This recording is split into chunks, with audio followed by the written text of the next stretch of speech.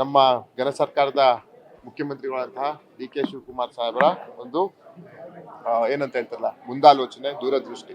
ಅಲ್ಲಿ ಗೊತ್ತಾಗ್ತದೆ ಇವತ್ತು ನಮ್ಮ ರಾಜ್ಯದ ಜೋಡೆತ್ತುಗಳಂತಹ ಘನ ಸರ್ಕಾರದ ಮುಖ್ಯಮಂತ್ರಿಗಳಂತಹ ಡಿ ಕೆ ಶಿವಕುಮಾರ್ ಸಾಹೇಬರು ಹಾಗೂ ಮಾಜಿ ಮುಖ್ಯಮಂತ್ರಿಗಳ ಸಿದ್ದರಾಮಯ್ಯ ಸಾಹೇಬರ ನೇತೃತ್ವದಲ್ಲಿ ಇದೇ ರೀತಿ ಒಂದು ಗೆಲುವಿನ ಹಾದಿ ಓಡ್ತಾ ಇರ್ತದೆ. ಇದು ಜಸ್ಟ್ ಒಂದು ಟ್ರಯಲರ್. ಏನು 2028ಕ್ಕೆ ಈ ಒಂದು ಚುನಾವಣೆ ದಿಕ್ಸೂಚಿ. ಇಲ್ಲಿ ಗೊತ್ತಾಗ್ತದೆ ಯಾವ ರೀತಿಯಲ್ಲಿ ಆಡಳಿತ ನೆಟ್ಕೊಂಡು ಹೋಗ್ತಾ ಇದೆ, ಕಾರ್ಯವೈಖರಿ ನೆಟ್ಕೊಂಡು ಹೋಗ್ತಿದೆ.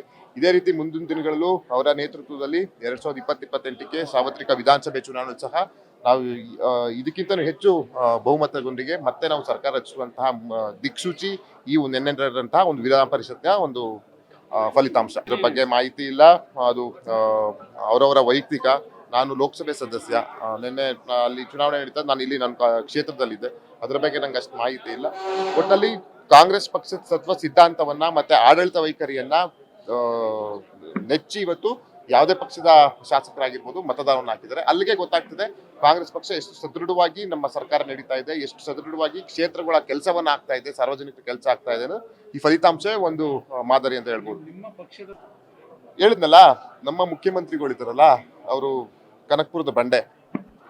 ಅವರು ಇವತ್ತು ರಾಜ್ಯದಲ್ಲಿ 23ರ ಚುನಾವಣೆ ಆದ ನಂತರ ಕಾಂಗ್ರೆಸ್ ಸರ್ಕಾರ ಬಂತು. ಇಲ್ಲಿವರೆಗೂ ಸಿದ್ದರಾಮಯ್ಯ ಸಾಹೇಬರ ನೇತೃತ್ವದಲ್ಲಿ ಬಲಿಷ್ಠವಾದಂತಹ ಒಂದು ಆಡಳಿತವನ್ನ ಕೊಟ್ಟರು. ಈಗ ಮುಖ್ಯಮಂತ್ರಿಗಳಾಗಿ ಡಿ ಕೆ ಶಿವಕುಮಾರ್ ಸಾಹೇಬರು ಬಂದರು. ಇದು ಮೊದಲನೇ ಟಾಸ್ಕ್ ಆಗಿತ್ತು ಅವ್ರಿಗೆ. ಅವ್ರು ಇದರಲ್ಲಿ ಯಶಸ್ವಿಯಾಗಿದ್ದಾರೆ ಅನ್ನೋಕ್ಕಿಂತ ಹೆಚ್ಚಾಗಿ ಅವರ ಆಡಳಿತನ ಮೆಚ್ಚಿ ಶಾಸಕರು ಮತವನ್ನು ಹಾಕಿದ್ದಾರೆ.